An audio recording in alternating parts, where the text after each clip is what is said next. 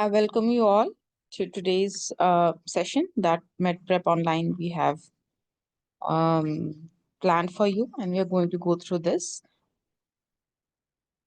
So this is going to be a session which is dedicated to one of the one of the very important topics for the clinical exam, the MRCPCH clinical exam, and that is asthma. Specifically, we will be talking about the asthma guidelines because they have been updated in 2024. So previously there were some guidelines and now there are some changes that have come recently. Like not very recently, but yeah, over the time, the management, the inclusion in the diagnosis, some important new points that have been added. So we'll go through them. Let me tell you the format of this. This is going to be a kind of a teaching session in which, in the initial half, I am going to go through the slides and I'm going to tell you the important the points regarding the asthma. Meanwhile, in between, if you have any questions that is related to this very specific topic, that could be, or if you have any generalized question answers regarding to the clinical stations, then you can definitely message them in the chat box, and I'm going to answer them at the end.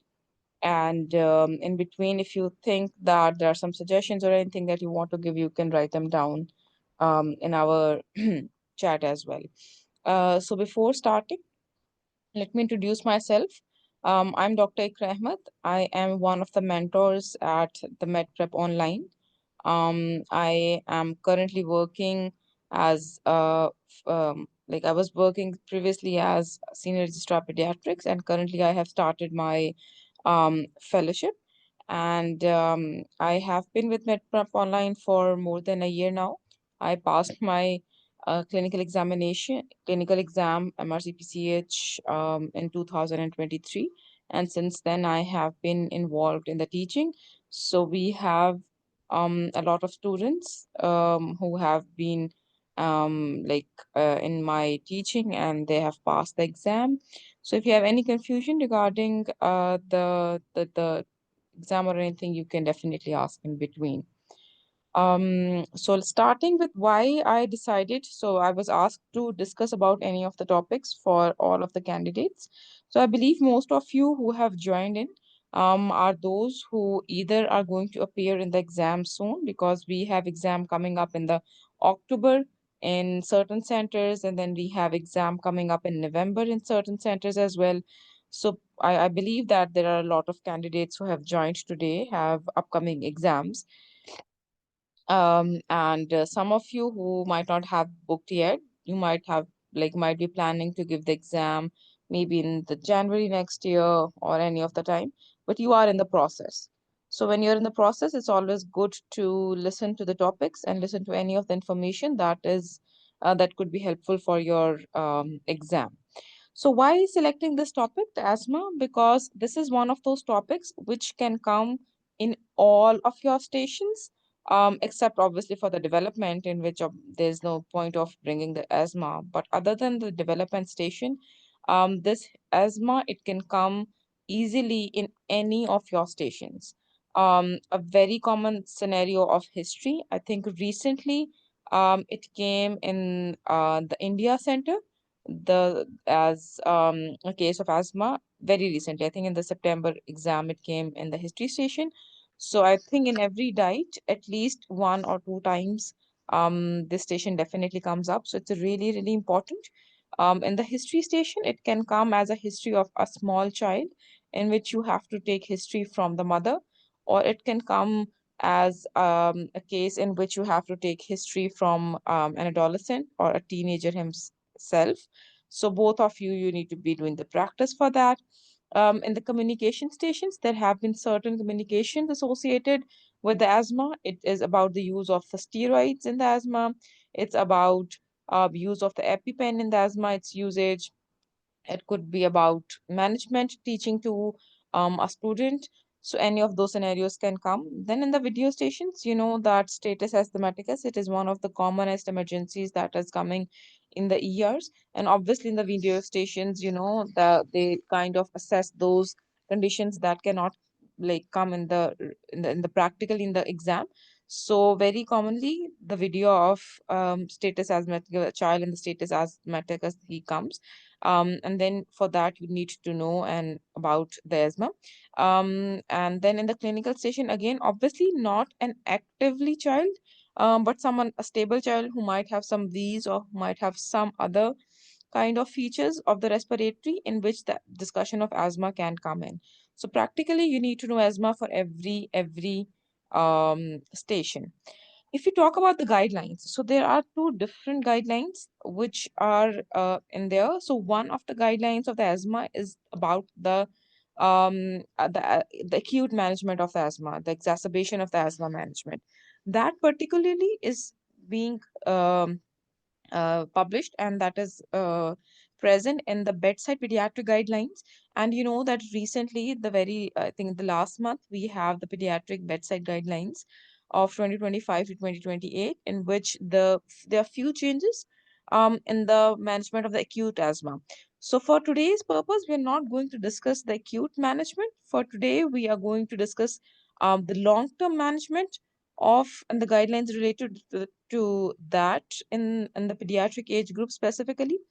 So, but obviously the management, the acute management of the exacerbation of asthma, that's an important topic as well. So do go through the pediatric website. New book. There isn't a lot of change, but yes, there has been some change in the algorithm in which the magnesium, theophylline, those things are up and down, and there are some added points in the history that they have added. So you need to go through that. So if you go through the pediatric bedside book, there are certain things that are written in the blue, which means that those blue things, they are added new into these guidelines. So you need to have an idea, right? So moving forward, that um, so can anyone tell me how do you define asthma? Let's make it a little bit interactive. So we have like more than 40 students here. So just a random, like just a little discussion of how do you define asthma?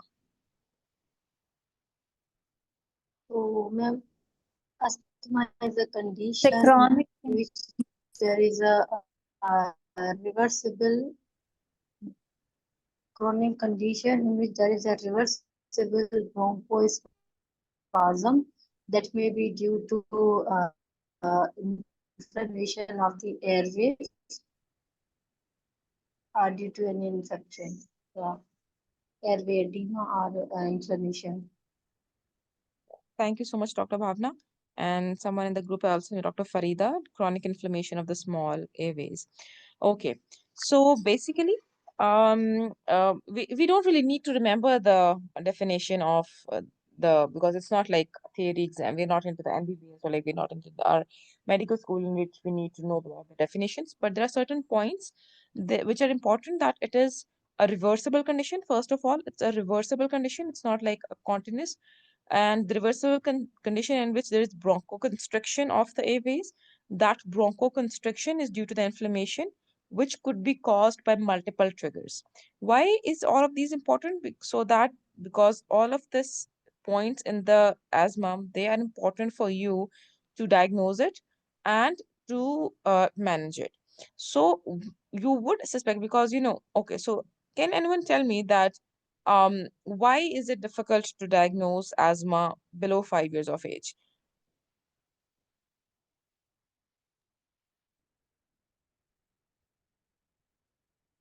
It's difficult to be diagnosed below the age of 5 because diagnosis it's involving assessing the peak expiratory volume in the first second, and for that the child needs to cooperate. Okay, so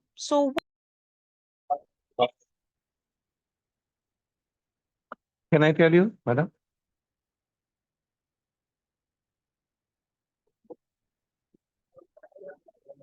Hello?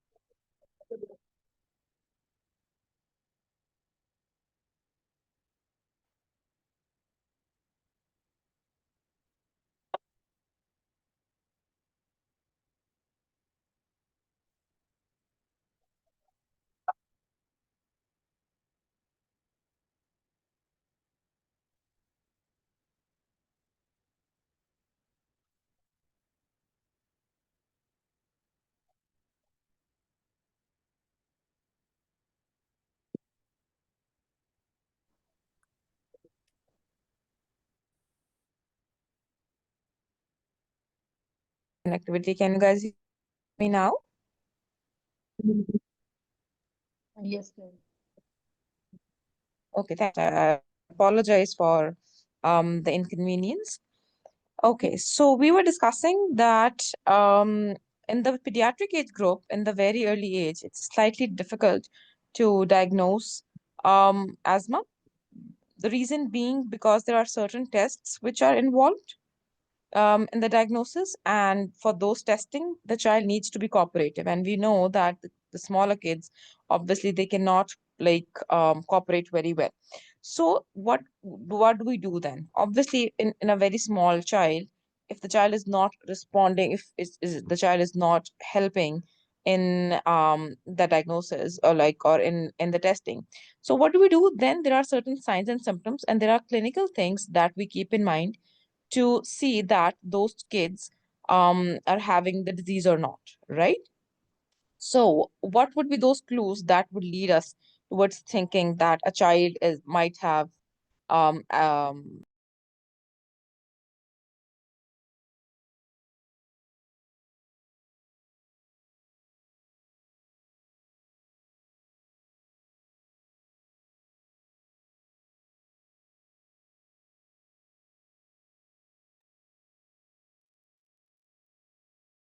yes, we're talking about the children less than 5 years of age.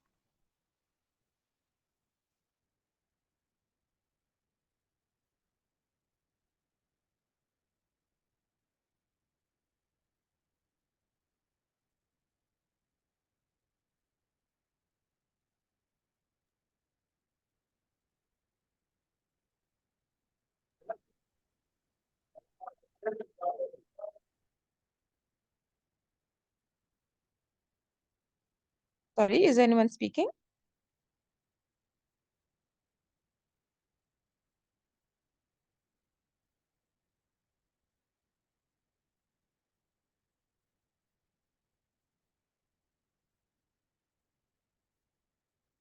Okay, so okay, so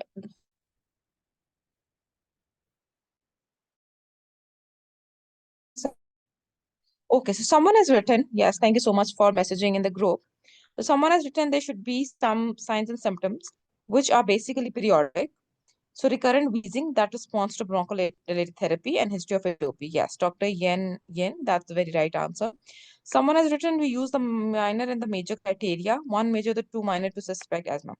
So basically, if we have a child who's less than 5 years old, so certain points that can lead towards suspicion is that the child has wheezing which recur in the episodes. There are like different episodes of there, and then there is noisy breathing, coughing, breathlessness, chest tightness, any of the variations and the symptoms like the child is experiencing that, or there are certain the child can see that there are certain triggers, or there's a personal or family history of asthma or allergic rhinitis. So basically, if you have a child who's presenting with the recurrent symptoms, off and on symptoms, those symptoms get improved with the bronchodilator therapy, and then there's a strong family history of any of the atopic diseases, or the child specifically has any of the other conditions of atopy, like it could be skin manifestations, it could be the food allergies, the cow milk protein allergies. If any of those things are present in the child, then we would suspect that this child might have asthma. And then we are going to manage the child on the basis of the guidelines. And then once the child turns 5 years of age, we are going to do the testing, and then we can confirm the diagnosis. This is a really important topic for your exam, because whenever the exam, there has been the case in the, I think the India center that came, it specifically had a child who was 5 years of age, and he had these kind of symptoms. So it was a tricky age. And then the examiners, they wanted to know your capability of telling that how are you going to diagnose, and whether you know that what points should you consider in making the final diagnosis of asthma, right? So this is a really important point to have an understanding of how you're going to defend yourself if you give a diagnosis of asthma in a child who's a 5 years old, and how you are going to tell that what are the confirmatory points that you're going to do, right? So that was for the child who's less than 5 years of age. A child who is more than 5 years of age. So this algorithm specifically, this shows us that this is a sequence of tests that have been mentioned in the guidelines, right? So the guidelines, the recent guidelines, they are with the BTS, the British Thoracic, the NICE, Science, all of these collaborative guidelines. So the first one is the FENO, if it is available. So anyone have any idea what is FENO? You know. It is fractional nitric oxide test. Okay, It and is how fractional do we use it? excretion of the nitric oxide. Yes. So basically, it is a test for the asthma diagnosis, which involves breathing into a portable device for about 10 seconds, and after taking a deep breath. And then you check the level of NO into parts per billion, and it indicates if the levels are high, that they've written the values that they're written here, is the FeNO level above 35 ppb, which is parts per billion. It indicates the airway inflammation, right? And it is basically a quick, safe test, and it helps in the diagnosis of the asthma by telling that there's inflammation in your airways, right? So if this is available, but obviously the availability is very restricted, so you cannot do it in every patient, but for the first they have written that the sign is the FeNO. And the second step, if it is not, then it is the bronchodilator reversibility with spirometry. So what's the concept of this BDR?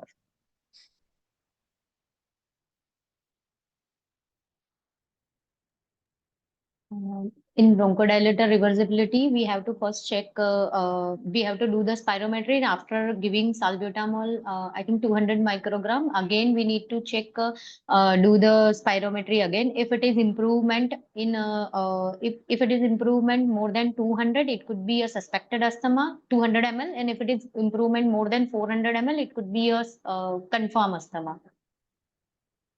Okay, so you can tell it into the mils as well, the 200 ml. There is in the 200 ml. guidelines, what it's mentioned is the percentage, right? So is there a reversible Mhm. airflow obstruction like 12% or more from the baseline? So there is 12% improvement from what we have done, right? So mostly at places, it's the percentage that is mentioned.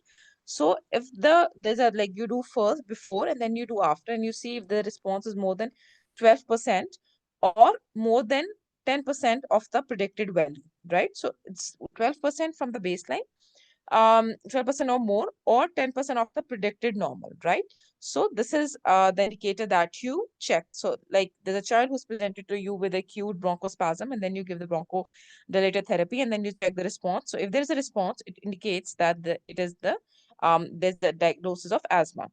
If BDR is not available or the spirometry is not available, then at the next point, what you can do is peak expiratory flow variability. What is peak expiratory flow?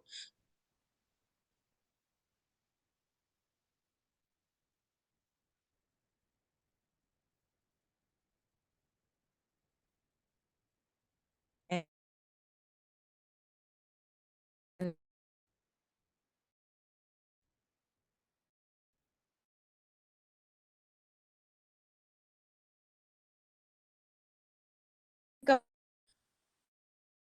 a certain level that is being checked of how the flow rate is when the child.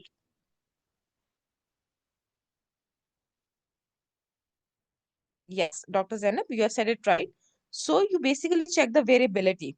You check the morning and the evening readings of the peak expiratory flow, and then you check either there is some difference in between these two, right? And if there is certain difference, like do take PEF twice daily, the peak expiratory flow, you do it twice daily. There's a peak expiratory flow meter. You need to go, you can go online and check its value as well. There are three certain marks written. There's red, yellow, and green. And then you check what is the rate of the child, what is the value the child is giving.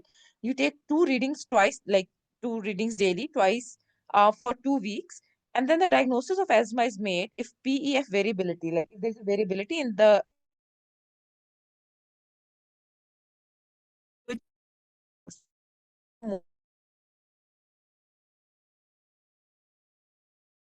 variability in the reading of the time in the morning or the evening, it shows the child might have asthma, right? So this comes at the third.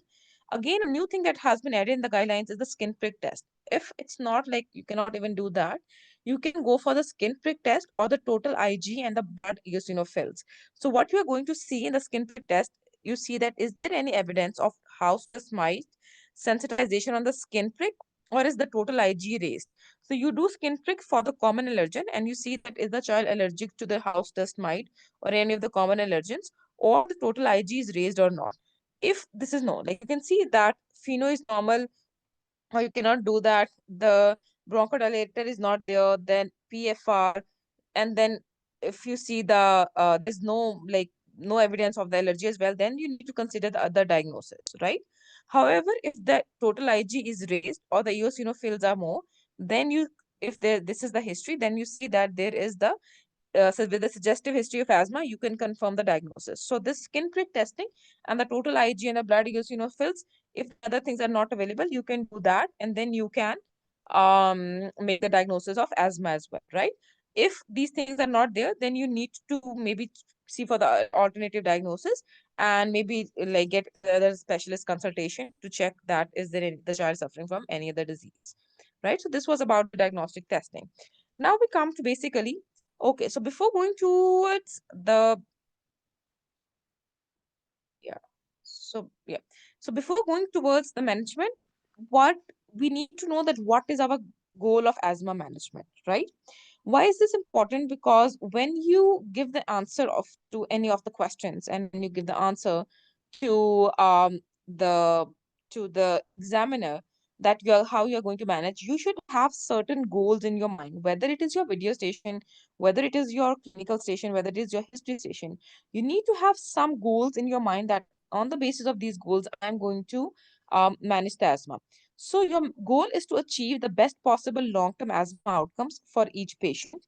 The long-term symptom control. So basically, you need to do the symptomatic control, which is written here.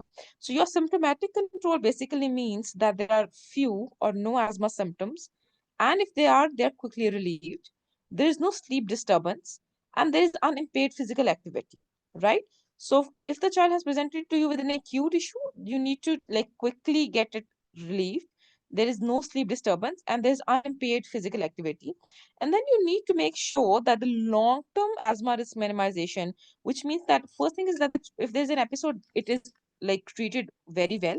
And then you need to prevent the repetitions and the exacerbations repeatedly and decrease the risk of getting it the episodes again and again. So there should be no exacerbations. There should be improved or stable personal best lung function test, because if there are repeated episodes, the lung function can get disturbed. So you need to have good and like the best lung functions.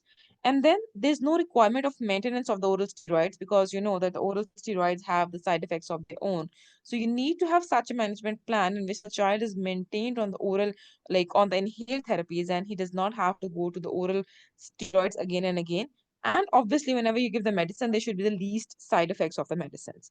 So whenever you're discussing the best possible long-term outcome with the patient, you need to know that what is their asthma phenotype, like how it is presenting, the clinical features, the multimorbidity, the other factors, the risk factors, specifically the poor adherence, smoking, then the availability, cost, and the diversity of the medication. That's really important, because you need to know that can the parents, the child afford it, and then the patient's goals as well, like what do they want to do in their life, right?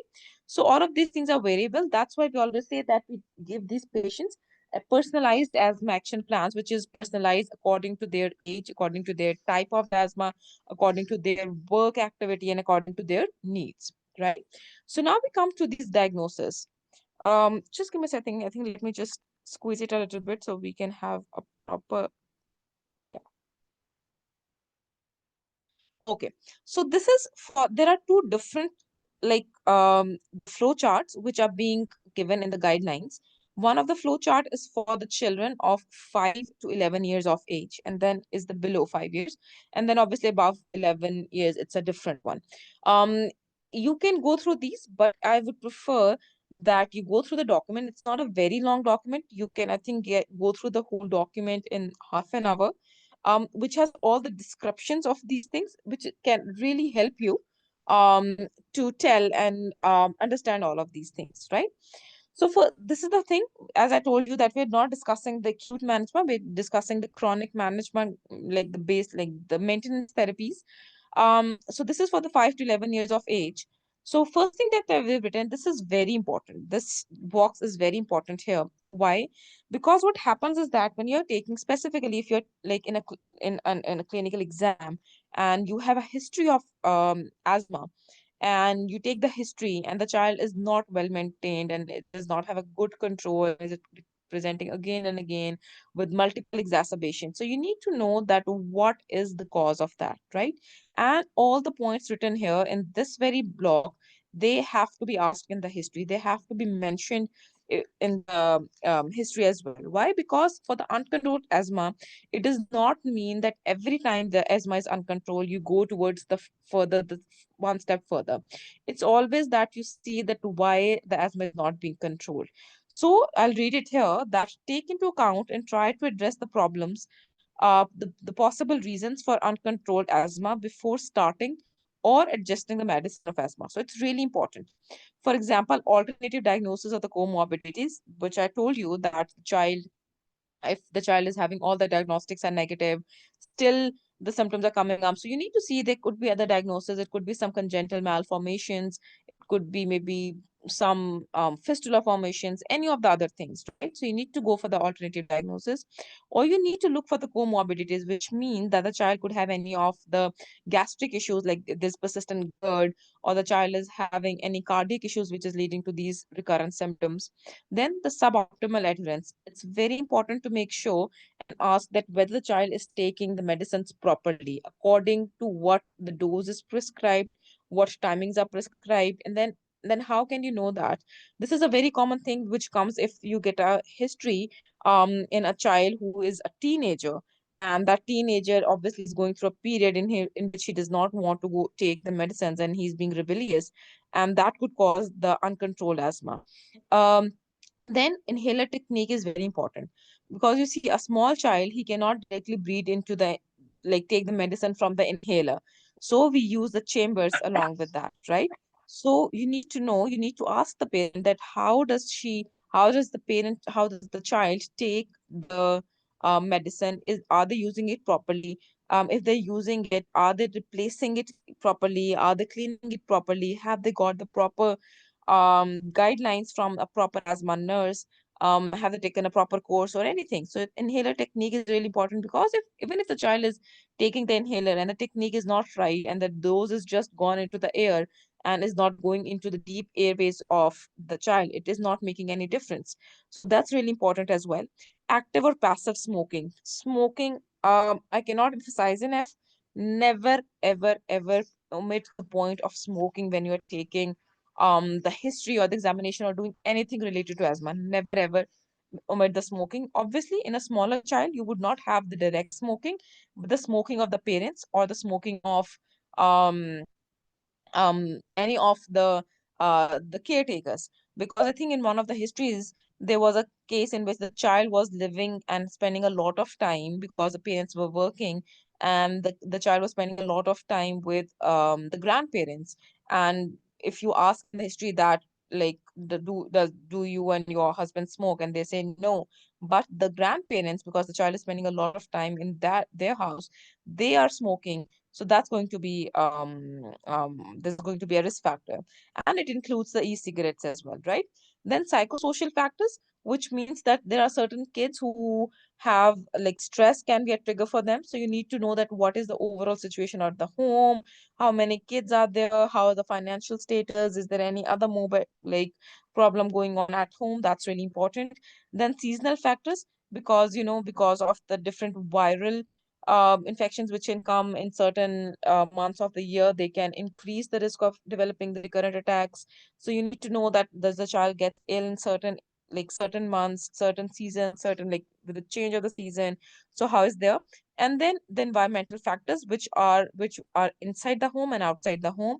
Outside the home would be pollution, interaction with the animals, indoor mold. Recently they have been writing mold everywhere, And for that, you can like, obviously you wouldn't ask that do you have mold in the house, but obviously about the housing, is it an old one, it is a well ventilated one, because the houses which are not very well ventilated, they do not they can have a risk of having the molds in them. And then obviously the pets, the plants, all of those things. So you need to know all of those things. So you see, these are like at least 7 to 8 points.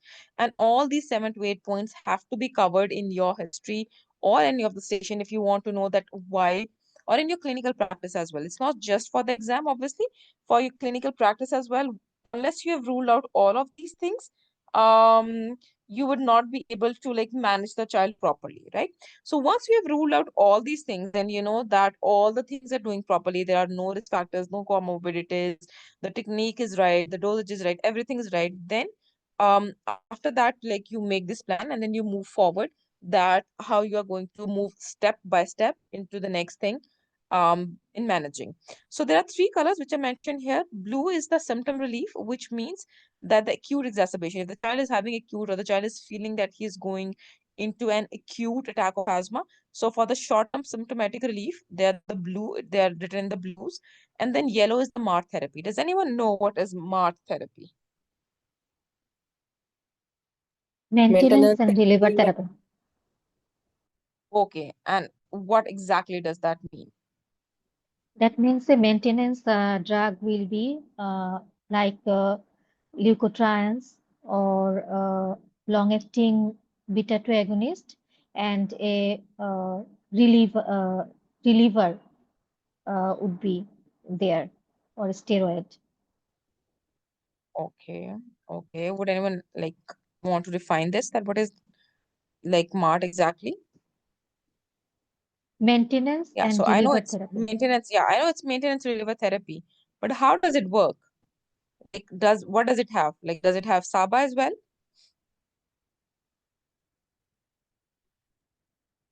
Yes, ma'am. Okay. The So yeah, MART so I need to therapy. play this song. Sorry. Yes. For reliever MART therapy, contains MART contains the long acting beta 2 agonist, but that to a quick act with a quick actions like formoterol and as well as the steroids. Yes. So that's where I want to clear the concept, because you see, if you see this link and if you see this link, it has an ICS, it has a LABA, but it has a SABA as well, right? So this is not a MART therapy. What's happening in the MART therapy, MART, maintenance and reliever therapy, it means that the child has only one inhaler. It has two things. It has inhaled corticosteroids, which could be low or the moderate dose. And along with that, it has a LABA, which is long-acting beta-2 agonist. But the long-acting beta-2 agonist, which is used in this one, is formoterol, which has a quicker action, right? Which means is that it has a quick action, like it starts acting rapidly, like a SABA, but it has an effect for a longer period of time, right? So, what are the benefits of MARP therapy? Are basically that it's has like the benefits basically are that it has been observed in the studies that if it is used regularly, there are fewer exacerbations, there are fewer attacks, because every time you're using the inhaler for relief, because suppose that a child who is on the maintenance therapy, he has one puff in the morning and one puff in the evening, but in between he feels like that he's getting breathless and there's going to be an attack, and he takes one puff of the MAR therapy. So with that one puff, he's getting steroid and he's getting the beta-2 agonist as well. So every time you use the inhaler for the relief, you also get a dose of anti-inflammatory medicines, which basically help to address the inflammation. And the studies have shown that the MART significantly reduce the severe exacerbations and the hospital admissions. So one benefit is that there are fewer like severe attacks, then better adherence, because you do not have to use two different inhalers. Obviously it's difficult, like if the child is moving around and the child, like you have to keep one is the SABA and one is like maybe the combined ICS and the LABA. So there's only one inhaler which you can use at any point of time. um due to this, it has been like the clinical evidence shows that the MART can achieve like effective control with a lower total inhaled corticosteroid doses, right? As compared to the traditional regime. So there's overall steroid doses which are being used, and like it helps like getting rid of the inflammation in a better way, right? So that's why in the for the adults it uh, yeah, so for the adults, MAR therapy is like one of the major ones. Under 12 years, there has not been like the approved medicines are not there, but they have mentioned that if you can get them and if they can be used, they can be added into that, right? So that's why you at least you need to know the concept of that, because it's a relatively newer concept, and this could be important for your exam discussion. And then in the pink, you see there's the maintenance therapy. So what's going on? Let's see everything one by one. So there's a newly diagnosed asthma in children 5 to 11 years. You have diagnosed the child on the basis of the history and your clinical examination and the investigations, whatever are available. So you will start the treatment by offering twice daily pediatric low dose inhaled corticosteroids. So basically the dosages are different. And B, it's along with the SABA. So the thing is that the child is going to take the low dose inhaled corticosteroids. These, okay, Dr. Mara, you're asking these charts. These charts are from the recent, the 2024. You can see that these are the latest updated in November 2024, the BTS, NICE, and the SIGN guidelines. So you can like write these and you can have these online. These are like freely available in the presentation forms and in the whole, like there's a whole text in which everything is mentioned in the form of the written context, and then the charts are given there as well. You will and you offer the Ma'am, twice I daily. have a So the child, question. Uh, yes, Dr. Bhavna. yeah, ma'am, actually, जो है what we call that low dose, what dose is low and what is moderate and what is high dose? Okay, Mean I'm how gonna much share it with amount? you. Yeah, Okay, thank I'm you. gonna share it with you. Okay. So, yeah. So, we offer, like, when we start, we offer twice daily pediatric low dose inhaled corticosteroids, right? So, the twice means that we are going to give one in the morning, one in the evening. And along with that, we are giving the SABA, which is SABA is short acting beta 2 agonist.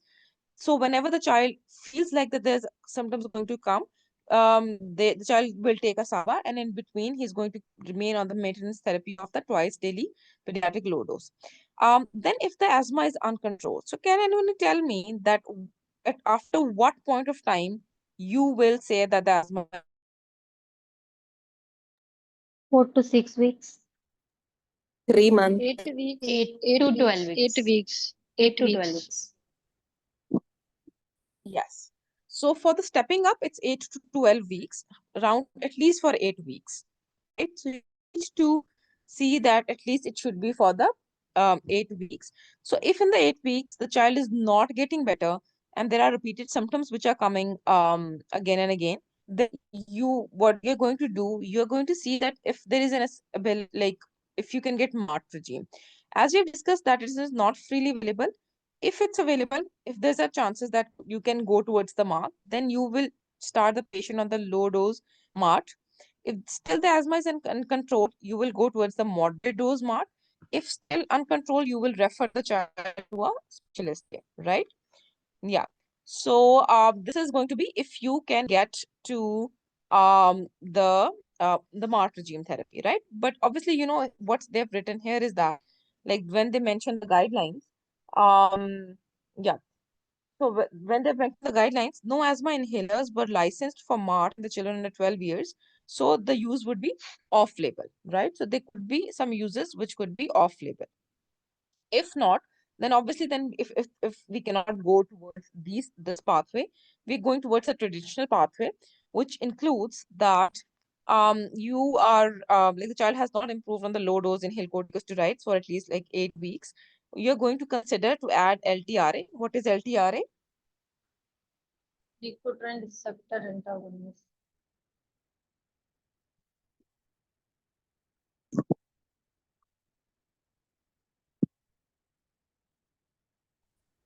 Hello, am I audible?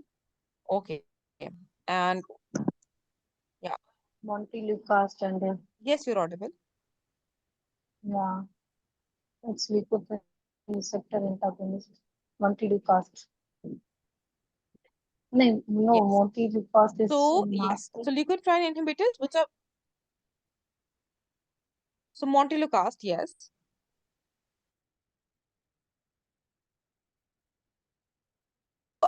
You can consider adding the LTRA montelukast to twice daily pediatric low dose for a period trial of 8 to 12 weeks, right? So at second step, what you're doing is that along with the low dose, you're adding LTRA and you are giving the SABA, right? Then you go for the 8 to 12 weeks. If in the 8 to 12 weeks you do not see any symptoms, you are going to stop LTRA, and then we are going to do is that you're going to offer twice daily pediatric low dose inhaled corticosteroids slash LABA combination, right? So you're going to add LABA in combination with the low dose ICS. And LTRA, it could be given or not given depending upon what was the response for that. But along with that, there's always a SABA. Why? Because this is a maintenance therapy. You're giving the maintenance therapy twice a day in the morning and in the evening.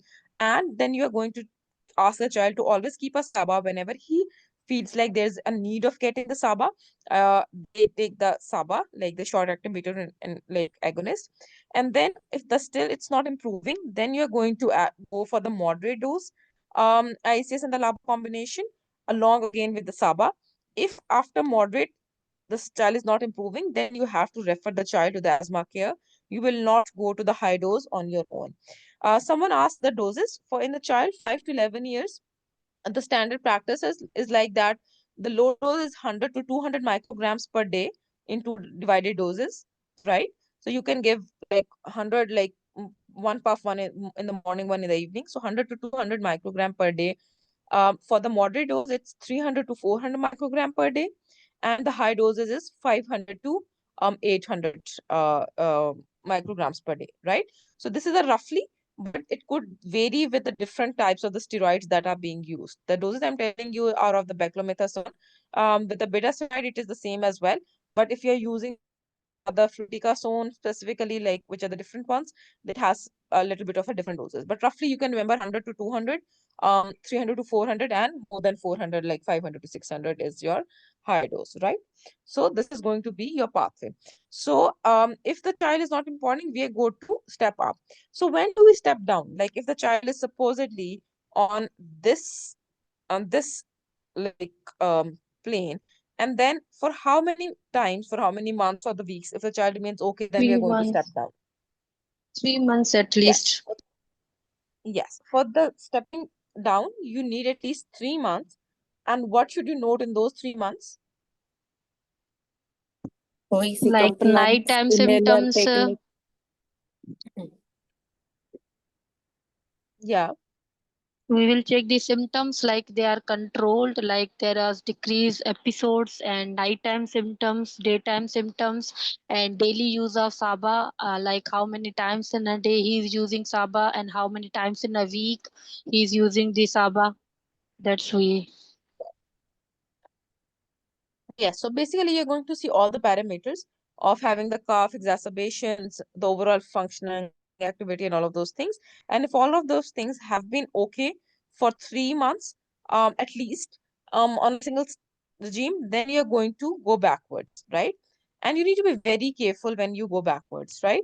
If when you are cutting down, when you're stepping down, you need to remove the thing which has been added recently, and you need to always see about the triggers as well, and always about all of these things as well, that all these things are in control, the season is in control, all the other triggers are in control, and if all of those things are in favorable condition, you can step down a bit, right?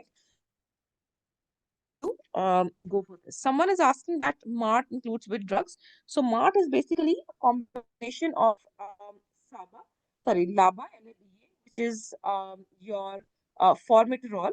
Okay, so it is basically, sorry, uh, it's the steroid that is you're using in this is it could be moderate dose as well, and it could be there, and along with that you have the formoterol in this one. So as you told that formoterol is quick acting, but it has an action for a longer period of time, right, which helps the child to achieve a control in a quicker way, because it is include like acting in a fast way, and it has a verb which stays for a longer period of. It has formative role, and along with that, it could have the steroid of different one. It could have the budesonide, or it could have other steroids as well, right? Okay, so this was about the 5 to 11 years. Now we come to this, which is a child under 5 years of age, right? It's a bit different. Yeah. So under 5 years of age, again, the first thing that they've written here again is the similar things that you have to take about or ask all of those things before stepping up or moving down and making sure that how is it, right? So after that, they've written that children under 5 with the suspected asthma and symptoms indicating needs for the maintenance therapy. And we have already discussed that suspected asthma would be a child who's having recurrent episodes of these wheeziness, which are relieved with a bronchodilator therapy. The child has some history of atopy. There's a strong family history. There are some skin conditions which are associated. So if the child has any of those things, then there's a strong suspicion that the child has asthma. Or he's having severe acute episodes of difficulty breathing or wheeze. So what you're going to do is that you're going to consider 8 to 12 weeks trial of twice daily pediatric low dose along with the SABA. Okay. So again, it's the similar one which was in the previous, that you're going to give a trial. So basically, this is a trial, that 8 to 12 week trial of twice daily pediatric low dose ICS along with the SABA, right? There could be two things, that when you're giving the trial, there could be two things, because obviously we have not 100% finally diagnosed that this is asthma. So we don't know that this is going to act in a 100% way. So if there are the symptoms have not improved. So if the symptoms do not resolve during the trial, what do you see? You check the inhaler technique and adherence. You check whether there's an environmental source of their symptoms and review any alternative diagnosis. If the child is not improving after this, like 8 to 12 weeks, and still you're suspecting that there is like a probability of asthma, you're going to refer the child to a specialist asthma care. If there is this treatment failure, if there's a strong suspicion but there's a treatment failure, then you're not going to continue the treatments like that, and you're going to refer the child, right? However, if you see that when you have given the trial of 8 to 12 weeks of the low dose ICS with the SABA, the symptoms have improved. What do? You consider stopping the ICS and SABA treatment after 8 to 12 weeks and review the symptoms after a further of 3 months. So once we're not like continuing it for a lot of a period of time. Why? Because we don't want to keep the child on the steroids for a longer period of time when childs are of the smaller age group, right? So our aim in the less than 5 years is to keep the child off the steroids as much as possible. So after 8 to 12 weeks, the symptoms have improved, you stop the treatment, and then you review the symptoms in next 3 months. If the symptoms recur after the review or acute episode requires the systemics, requires steroids or the hospitalization.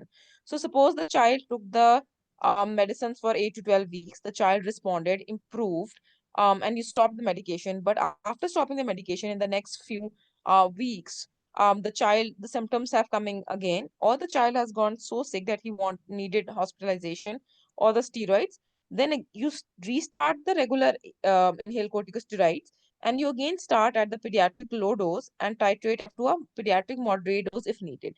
So you will start at the low dose, and then you can add on the moderate dose as well, right? So remember, we are not adding LTRA till now. Then what you're going to do is that again, you are consider a further trial without treatment after reviewing the child within 12 months. So the thing is that you keep on reviewing the child. If the child remains okay for like a few months, then you can again think of stopping the trial and get the child off the steroids. If not, then you need to continue. If the asthma is uncontrolled, like you're giving the low dose to moderate dose inhaled corticosteroids and the asthma is not in control, then the child is getting the symptoms again and again. Here you can consider the LTRA in addition to ICS for a trial of 8 to 12 weeks. If they are ineffective or there are side effects, you can stop that. And then if asthma is uncontrolled, then you need to refer the child to a high care, because you won't never go above the moderate. So the thing is that we're in the less than 5 years, we are not adding LABA. Okay, we are not adding LABA on our own, and we are not going to the high dose corticosteroids. We are going to initially we are giving the low dose ICS, then we were giving like low to moderate, then we were adding LTRA, and if the child was not responding, we were not adding LABA. We are referring the child to a specialist care. Why? Because it's a risky to add all of those things. So this is the guidelines that we usually follow. One of the important things that has been mentioned in the recently in the GINA guidelines as well, in the NICE guidelines as well, is the side effects of the LTRAs. So previously, the leukotriene inhibitors, the antagonist, sorry, and the montelukast, it was given, but the side effects were not mentioned. But recently, in all the guidelines, the neuropsychiatric symptoms related to LTRA, they are commonly being mentioned. They include the sleep disturbances, it includes the insomnias, it includes the restlessness, behavioral issues, all of those things. So it has been written that you need to very carefully give the montelukast and do not give it to the child unless it's required, because at times this is usual practice. If the child is having a little bit of the allergy is not improving, you start the child. So you need to keep an eye on the side effects. And if you find any side effects, which has been written here as well, that there is a side effects of any of the like sleep issues, insomnias, behavioral issues, any of those things, then you need to stop that, right? And after that, you need to refer the child to a specialist healthcare. So this is how you go towards the management of that, right?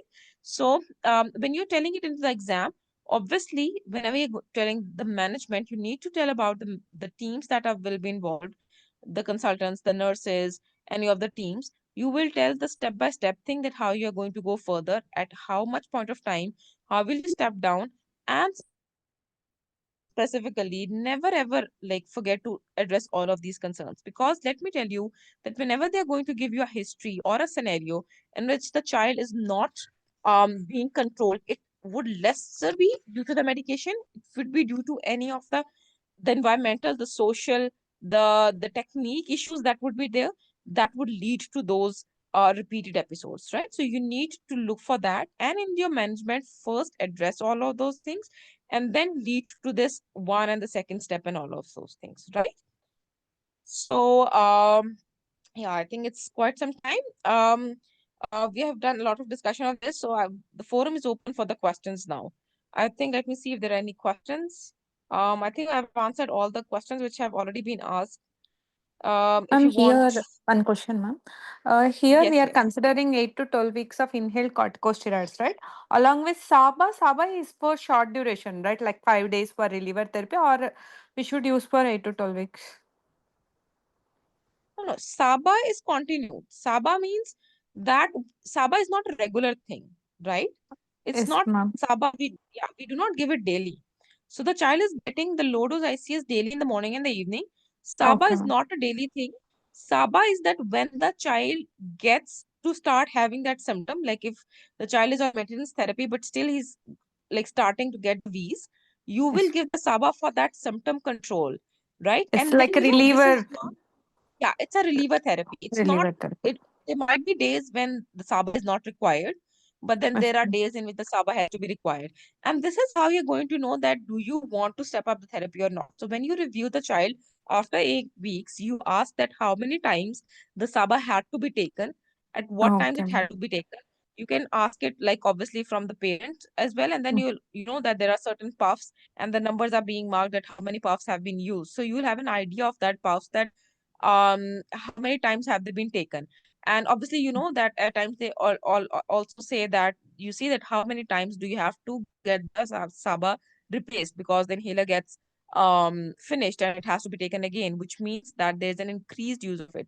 So that indicates that the asthma is not in control and the treatment has to be stepped up. Okay, ma'am. Suppose within like period of 3 months, if they need to use, like, how frequently we should think to step up for Sabas? Like for 3 days Yeah, so they it's used, basically, again next week they want to use yeah, again because of the. 3 or more days, and night awakenings are there. Okay, So you need to okay, step up. okay, Yeah. ma'am. So Okay, more okay, than fine. once, at more than once a night in a week, or more Okay, than three ma'am. to 4 days in the daytime. Okay, okay, fine, ma'am. Thank you, thank you. Okay. So someone is asking that in the algorithm, it's written that no asthma inhaler were licensed in November 2024. What does it mean? So it means that the MART inhaler, which includes the formoterol and the ICAs, it is currently it is being used regularly in the adults, right, which are above 12 years of age, right? The adolescent above 12 years, the MART is being used. Below 12 years, MART inhalers. Those specific inhalers are not specifically approved for the children of 5 to 11 years of age. But if you get a child in a history who's 15 years of age, you can tell that that child can get the MART, right? So above 12 years, the MARTs are licensed.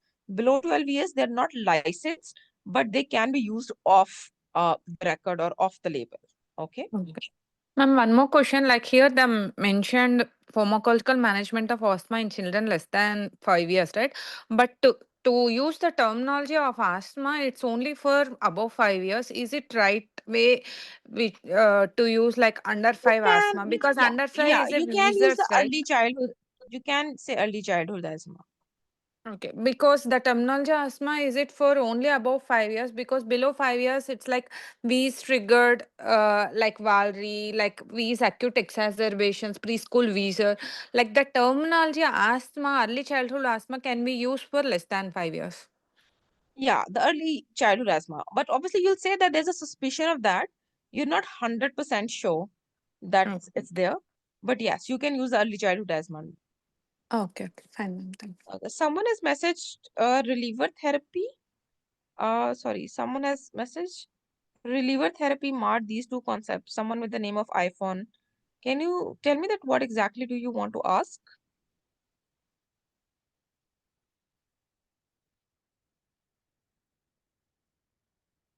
Or are you saying someone with the name of iPhone?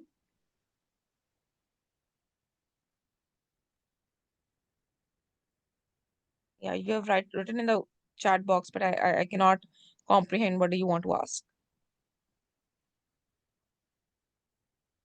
Okay, okay, thank you.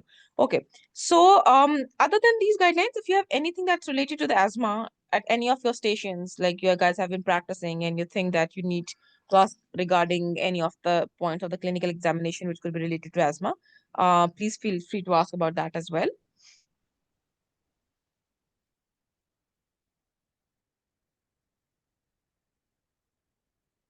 Any confusions?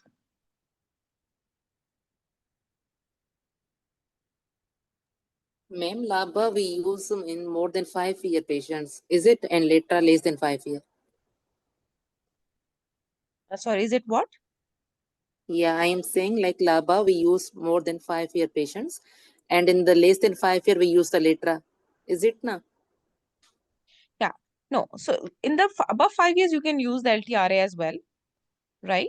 Yeah, Here yeah. you can see that here we have the trial of LTRA as well, right? But in less than 5 years, we don't use LABA on our own. We refer the child, and if the specialist they think they need to give it, that's that would be decided on their own. In the algorithm, we don't go for the LABA in the child's less than 5 years of age. Okay, thank you, ma'am. And one more question, like during examination, like examiners like expected to candidates to demonstrate how to use inhalers in a correct way. Is there any demo link or something like that? Like when to use pacers, when to use direct inhalers, what is the correct technique, any videos they'll ask us to demonstrate?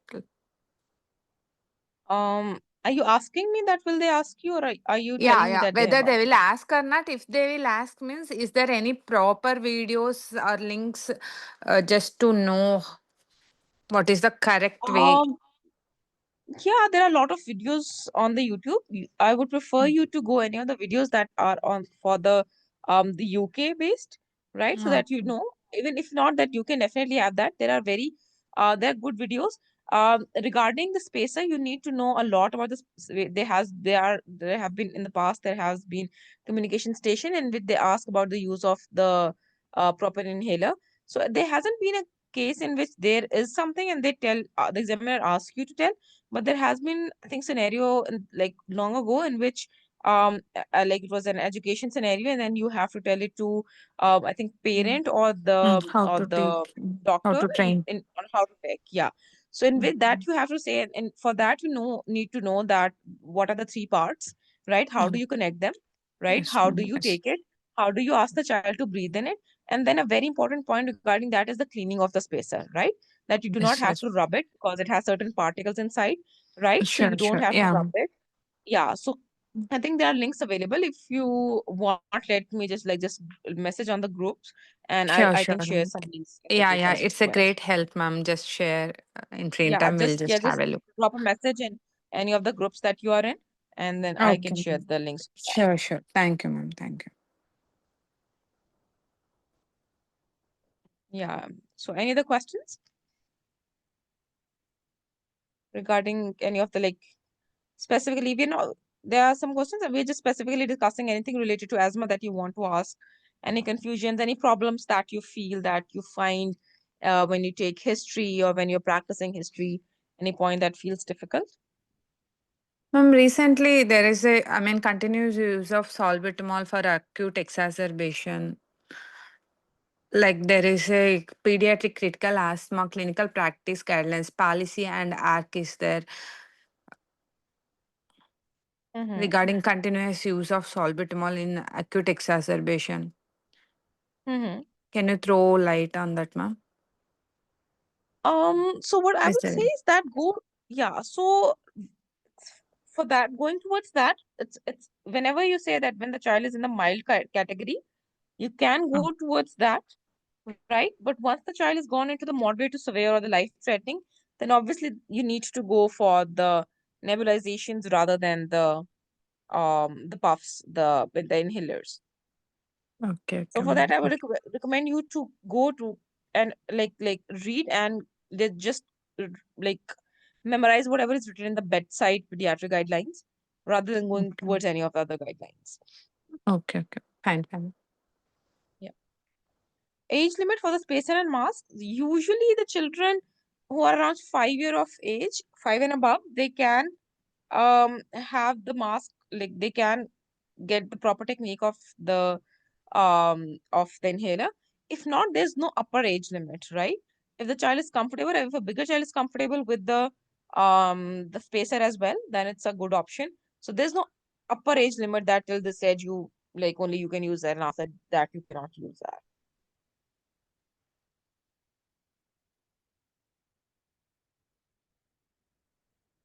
Okay, so I can see a lot of our own candidates here as well. Anyone of you want to have any questions?